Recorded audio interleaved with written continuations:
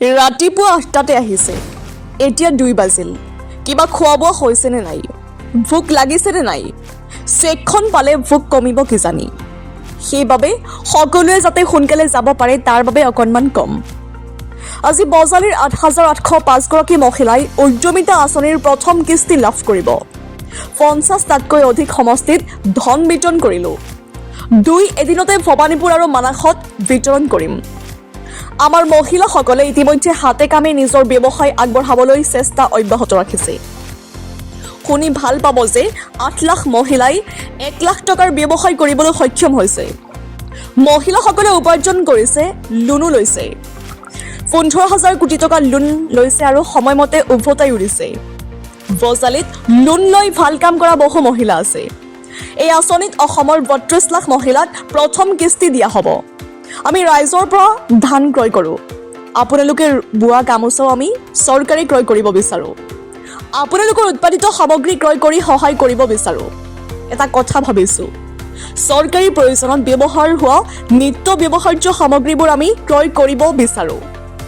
বজালীত অহা কাৰ্যালয়ত কেণ্টিন চলাব আত্মসহায়ক গোটক দিছোঁ।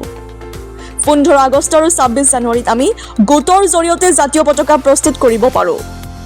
সেইবাবে আমাৰ এই আঁচনি ১০,০০০ টকা দিয়া আঁচনি নহয়। আমাৰ লক্ষ্য আছে, আমাৰ উদ্দেশ্য মহিলাসকলক আত্মনিৰ্ভৰশীল কৰা। আপোনালোকে টকাটো কিবা ভাল কামত খৰচ কৰিব লাগিব। যদি নিজে খৰচ নকৰে তেনেহ'লে স্বামীৰ ব্যৱসায়ত সহযোগ কৰক। আমাৰ কোনো আপত্তি নাই। ঘৰখন গিৰিয়েক ঘৈণীয়েক এটাই ঘৰ। কেইদিনমানৰ পিছত আমি আপোনালোকৰ ঘৰত যাম আৰু টকাটো ক'ত ব্যৱহাৰ কৰিছে সুধিম। যিয়ে আমাক ক'ব যে মামাই কৈ যোৱাৰ দৰে আমি টকাটো খৰচ কৰিছোঁ, তেন্তে আৰু ২৫,০০০ টকা দিম। তাৰপিছত তৃতীয় বছৰত আমি ৫০,০০০কৈ দিম। এই পইচা পাবলৈ কিন্তু সন্তান ৩টাতকৈ বেছি হ'ব নোৱাৰিব। আল্লাৰ কৃপাত হ'লে আৰু বেয়া কথা হ'ব। এজনে এবাৰ ৮টা হোৱা বুলি ক'লে।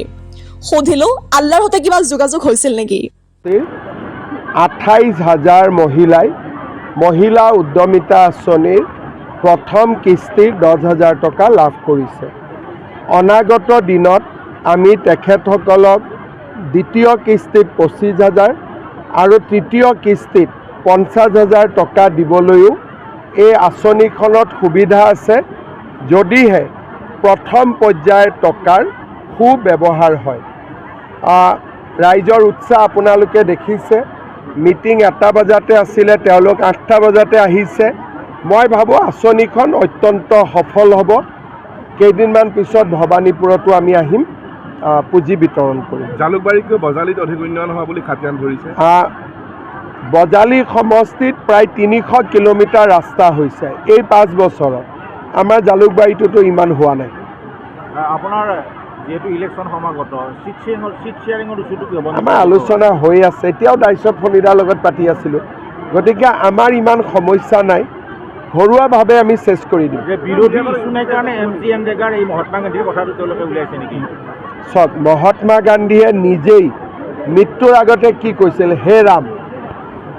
গতিকে মহাত্মা গান্ধীৰো ভগৱান ৰাম, আমাৰো ভগৱান ৰাম। ইয়াত বিতৰ্ক কি আছে? সকলো শিষ্যই কি ভাবে যে গুৰুৰ নামটো আহক, সকলো ভক্তই কি ভাবে ভগৱানৰ নামটো আহক। মহাত্মা গান্ধীতকৈতো ৰামৰ ভক্ত আৰু কোনো নাই। যোনে মৃত্যুৰ সময়ত হে ৰাম ক'ব পাৰে, তেনে এজন মহাপুৰুষ, তেওঁতো ৰামৰ নামটো অহাৰ কাৰণে ভালহে পাব।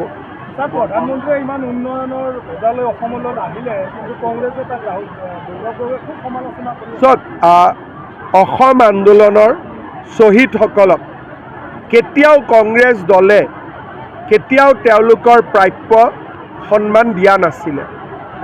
এইবাৰ প্ৰধানমন্ত্ৰী ডাঙৰীয়াই অসমবাসীৰ আৱেগক সন্মান জনালে।